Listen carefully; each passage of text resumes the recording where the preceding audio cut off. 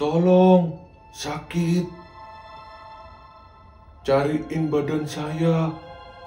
Tolong, Mas.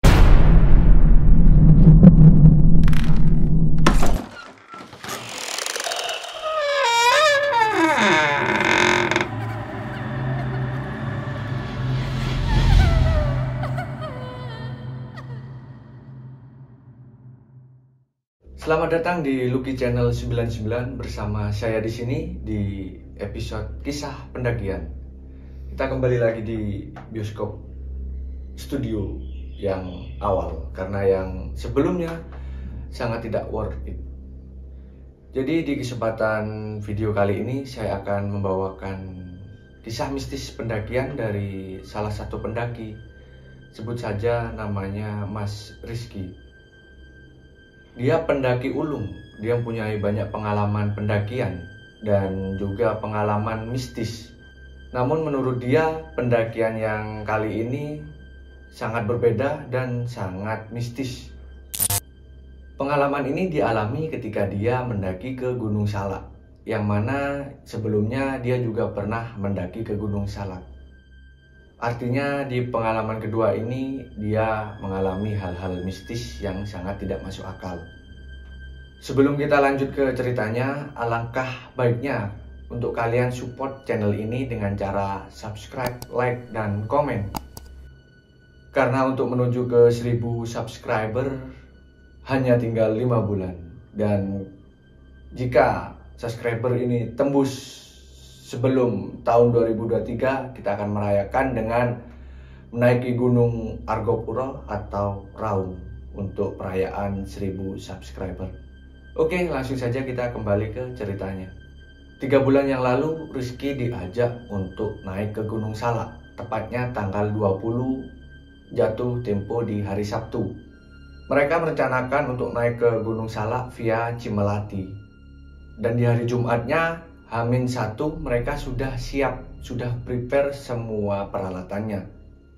Karena memang ajakan dari teman Mas Rizky ini sangat mendadak. Nah, keesokan harinya, waktu hari H mereka berangkat. Sebelum itu mereka mengecek peralatan, logistik, dan lain-lain. Di tengah-tengah itu Mas Rizky bikin snapgram yang captionnya Bismillah cari pramugari cantik di Salak. Setelah itu mereka langsung berangkat menuju ke base camp. Di sepanjang perjalanan di daerah Sukabumi terasa sangat sepi. Mereka juga sempat berhenti di Pasar Parung untuk melengkapi kelengkapan logistik mereka. Setelah itu mereka menuju ke rumah si cewek, temannya Mas Rizky, untuk menjemput dia. Rombongan itu dibagi menjadi 2. Ada yang langsung menuju ke base camp Cimelati dan ada yang masih menjemput temannya si cewek ini.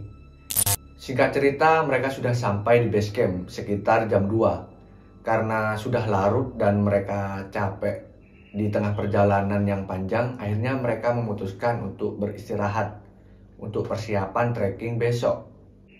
Keesokan paginya, mereka bangun sangat pagi, sekitar jam 6:30. Mereka langsung melakukan registrasi dan mengecek peralatan mereka. Mereka melakukan simaksi, dan di tengah-tengah itu Rizky mempunyai firasat kalau nanti kedepannya ini bakal nggak enak. Namun si Rizky nggak bilang tentang firasat dia, karena mungkin ini bukan rombongannya, dia hanya numpang. Takutnya dia malah bikin suasana jadi nggak enak. Sebelum melakukan pendakian, mereka melakukan doa dulu untuk para pendahulu dan korban pesawat Sukhoi. Lalu setelah itu mereka mulai start jam 8 pagi. Mereka terus berjalan menyusuri jalur pendakian. Nah, di tengah-tengah perjalanan mulai kecium bau-bau kembang, anyir-anyir darah.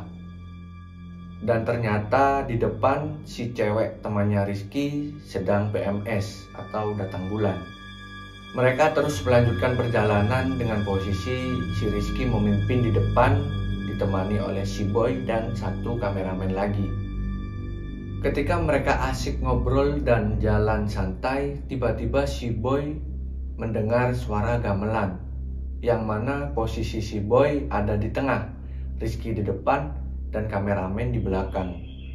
Anehnya, suara gamelan ini hanya didengar oleh si Boy, sedangkan Rizky dan kameramen nggak mendengar suara apapun.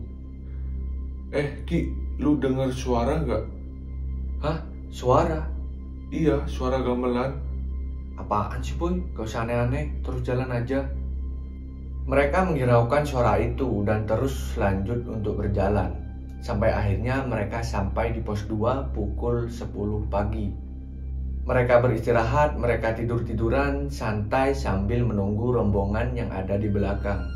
Singkatnya, rombongan yang ada di belakang tadi sudah sampai di pos 2. Lalu mereka beristirahat bersama teman-teman lainnya.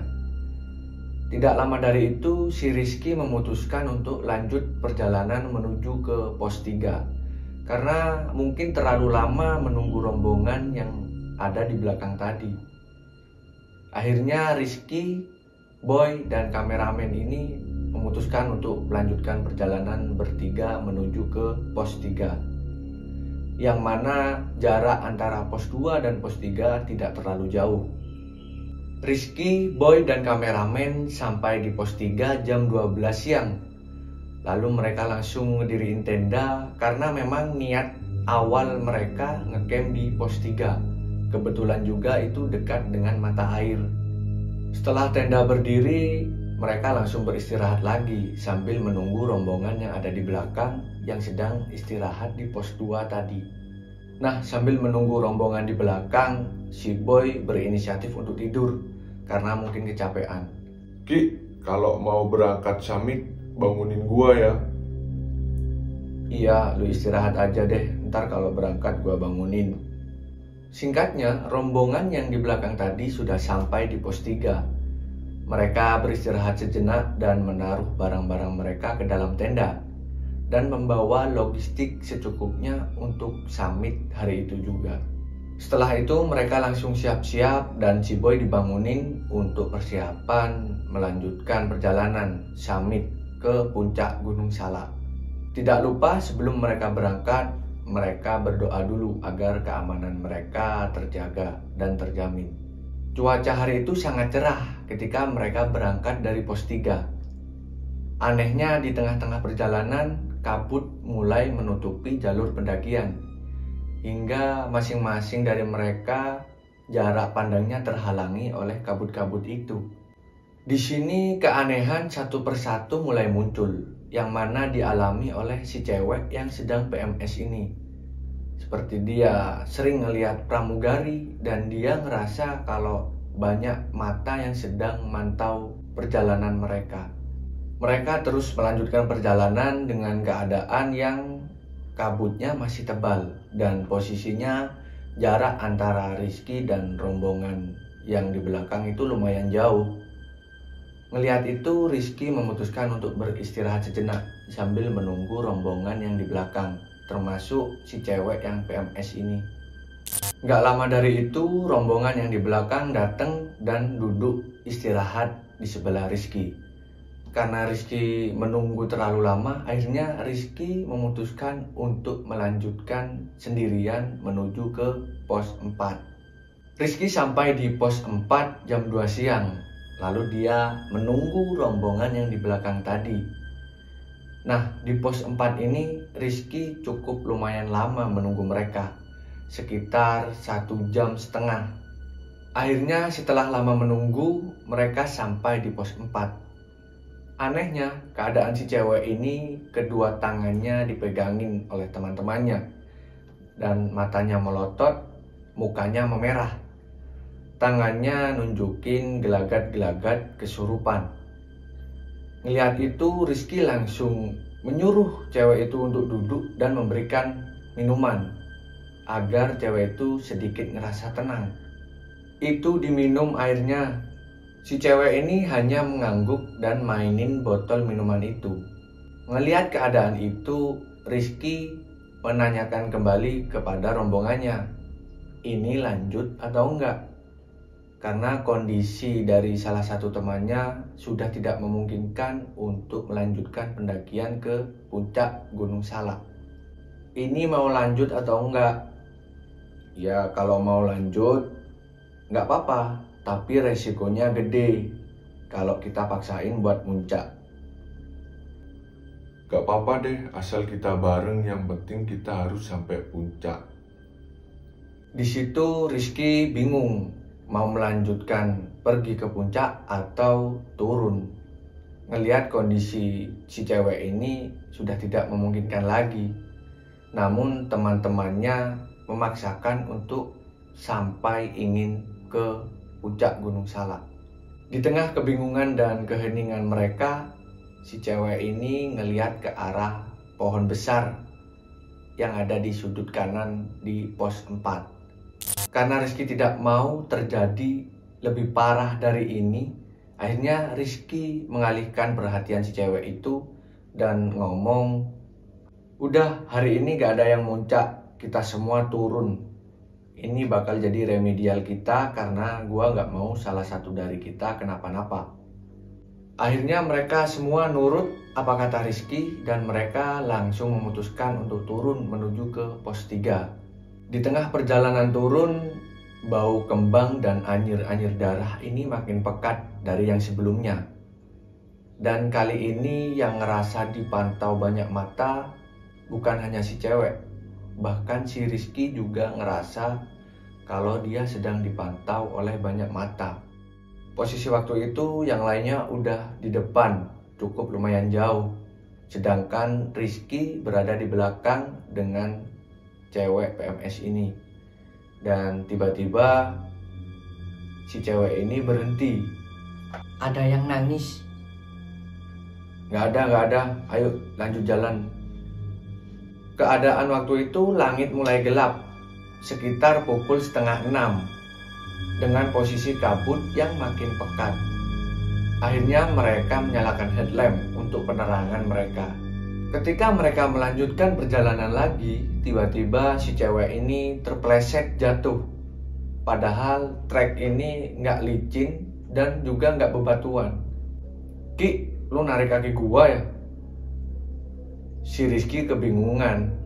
Dalam hati dia ngomong, "Apaan? Orang jarak kita jauh." Lalu si Rizky dengan cepat membantu si cewek ini berdiri dan ngomong, Udah, ayo lanjut kita jalan. Dekat lagi nyampe." Akhirnya mereka berjalan dengan hati-hati dan sedikit mempercepat langkahnya. Sampailah mereka di pos 3, tempat mereka ngecamp. Sesampainya di pos 3, mereka langsung beristirahat. Mereka langsung masak, bikin kopi, ngerokok, santai. Dari awal mereka masak sampai selesai makan, firasat Rizky nggak enak mengarah ke sudut kanan tenda. Karena ngerasa nggak enak, akhirnya Rizky mengajak teman-temannya untuk masuk ke tenda mereka masing-masing. Mereka ngediriin 3 tenda. Tenda pertama berisi 3 orang, tenda di tengah berisi 2 orang, dan tenda ketiga berisi 3 orang. Mereka masing-masing masuk ke tendanya. Dan di tenda Rizky ini ada si Boy dan kameramen. Mereka asik mengobrol dan Rizky menceritakan hal-hal yang dia alami selama perjalanan. Tiba-tiba satu temannya bilang, "Udah, ceritanya besok aja kalau udah turun." "Gak apa-apa deh, biar seru. Gua penasaran gimana sensasinya cerita serem-serem di tenda." Selesai Rizky menceritakan hal-hal yang dia alami, Rizky langsung keluar tenda. Dia ingin buang air kecil. Setelah agak menjauh dari tenda, Rizky mulai buang air kecil. Dan betapa kagetnya ketika dia mengarahkan headlamp ke arah tenda teman-temannya, tiba-tiba ada sosok putih dengan rambut panjang yang menutupi wajahnya. Melihat itu, Rizky langsung sedikit ketakutan. Melihat itu, Rizky langsung bergegas untuk menyelesaikan buang air kecilnya dan langsung bergegas menuju ke tenda untuk tidur. Dan keanehan bertambah ketika mereka sedang tertidur. Posisi mereka kepalanya sama-sama ada di utara. Dan ketika mereka terlelap tidur, tiba-tiba si Boy bangun dan ngebangunin si Rizky. Ternyata pas Boy bangun, posisi kepalanya sudah ada di dekat kakinya Rizky. Si Boy langsung bangunin Rizky dan bilang, Ki, bangun Ki. Lu mindahin posisi gua ya? Wah, parah lu. Apaan? Orang gua dari tadi tidur. Lah terus posisi gua kok gini? Wah, ada yang gak beres nih. Ngerasa sedikit aneh, dan Boy juga ketakutan. Akhirnya Boy tidak meneruskan percakapannya. Boy langsung melanjutkan untuk tidur. Dan beberapa jam, Boy terbangun dengan kaget karena tendanya merasa digoyang. Merasa dari luar ada yang sedang ngegoyangin tendanya. Boy langsung bangunin Rizky untuk Rizky pergi keluar memastikan apakah ada yang jahil. Ki, bangun Ki. Bangun Ki. Apaan lagi sih Boy? Ini tendanya goyang kenceng banget. Diem gak usah panik. Lu lanjut tidur dah, gua yang jagain. Pas Rizky bangun dari tidurnya, Rizky langsung duduk. Dan bener, tenda itu terasa goyang. Rizky nggak keluar, Rizky diemin nunggu tenda itu berhenti. Dan nggak lama dari itu, suara-suara aneh muncul. Suara minta tolong. Mas, tolong Mas. Suara itu sangat dekat dari tenda. Rizky coba memfokuskan telinganya lagi, karena Rizky tidak mau itu salah dengar. Tiba-tiba suara itu muncul lagi, lebih keras dan lebih dekat. Tolong, sakit. Cariin badan saya. Tolong Mas. Di situ Rizky langsung keluar tenda untuk mengecek keadaan di luar tenda. Rizky berpikir mungkin itu pendaki lain.